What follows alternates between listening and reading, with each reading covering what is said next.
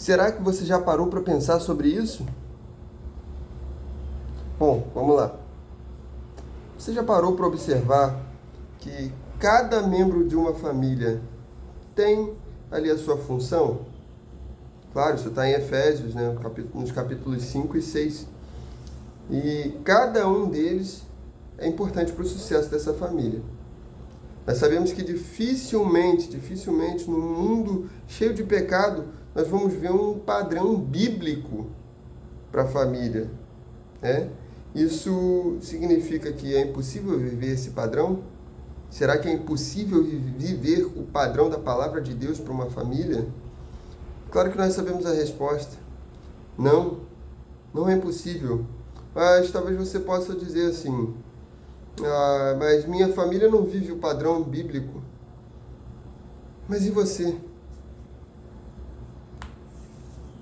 Você não pode ser um agente de Deus para que pelo menos em algum momento, em alguma área, o padrão de Deus, pelo menos para a sua vida, em relação à sua família, comece a ser vivido? Aqui vai um incentivo de Deus para você. Sua família precisa de você. Mas calma, não me entenda mal, não. Calma aí, vamos chegar lá no final. Não me entenda mal por quê? Porque você pode dizer assim, Luiz, mas minha família não precisa de Jesus. Nós vamos chegar lá e você vai entender. Não estou aqui para falar heresia ou besteira, não. Vamos chegar lá.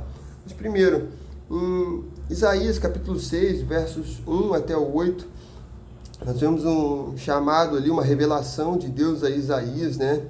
Uma revelação de quem era Deus naquela visão e tal. E nós já vimos Deus ele mandar anjos para resolver problemas, para cooperarem com os homens. Mas sempre que Deus quis fazer algo aqui na terra, ele não ficou mandando anjos primeiro. Ele enviou os anjos para cooperarem, né, com aquilo que os homens já estavam fazendo pelo chamado dele. Mas ele chamou homens como eu e você. E talvez em relação a mim e a sua família, o Deus esteja fazendo a mesma pergunta que ele fez naquele momento que Isaías respondeu, né? A quem enviarei? Por que Deus usar alguém de fora se já tem alguém dentro? Você, certo? Será que não existe covardia por parte dos de dentro? Ou será que os de dentro não estão dando exemplo? Será que os de dentro ainda têm a boca suja, o nome na rua, mentira na boca, gritam com suas famílias e depois falam de Jesus? Porque o que nós falamos pode até direcionar, conduzir, mas é muito comum a gente ouvir que o exemplo arrasta, isso é verdade, né? Talvez isso tenha acontecido na sua casa, talvez até hoje você não deu testemunho, mas ainda é possível receber o toque da brasa do Senhor e ter a vida transformada e dizer, Deus me envia, me usa para minha casa, me usa para minha família. Faz o seguinte, pausa esse vídeo e pede ao Espírito Santo agora para te mostrar o que hoje tem na sua vida sido um empecilho para que sua família se chegue mais a Cristo. Se isso não couber a você, tudo bem, só continue assistindo o vídeo. Mas se couber, peça hoje Ele para te mostrar o que precisa ser transformado em você. A segunda coisa, se a primeira é o texto de Isaías 6, né? A quem enviarei? Se a primeira coisa é essa pergunta de Deus. A segunda coisa que eu quero destacar aqui é que a minha família precisa de mim, mas cheia de quê? De Cristo. Depois você vai tirar um tempinho ali, vai ler Provérbios 14, 1. Você vai ler Efésios 6, do 1 ao 3, e Efésios 5, do 21 ao 27. E a gente vai perceber que minha família precisa de mim, mas cheio, revestido do poder de Deus, capacitado, lutando na força do poder de Deus e não na minha força. Sem relacionamento com Deus não dá. Sabe por quê? Porque mais um atribulado, ninguém quer nem precisa. Então mais um atribulado, aí meu irmão, aí vai dar ruim. Nós precisamos estar revestidos de Deus. Nós não podemos pensar que as nossas estratégias vão ter um resultado positivo. Sabe por quê? Porque talvez até hoje nós tentamos do nosso jeito e é por isso que a coisa não muda. né? É a esposa tentando convencer o marido, empurrar a goela abaixo, é o marido tentando convencer a esposa, empurrar a goela abaixo, o pai tentando convencer o filho na sua força, empurrando goela abaixo, princípios que não são vividos. Mas Deus ele fala através do profeta Zacarias: não por força nem por violência, mas pelo meu espírito, diz o Senhor. Minha família precisa de mim, mas cheio de Cristo, porque só eu não vai adiantar nada. Se eu não tiver cheio de Cristo, um relacionamento com Cristo, não haverá mudança. Mesmo que nós usemos toda a violência do mundo, não haverá mudança. O máximo que a gente vai conseguir vai ser um fingimento temporário.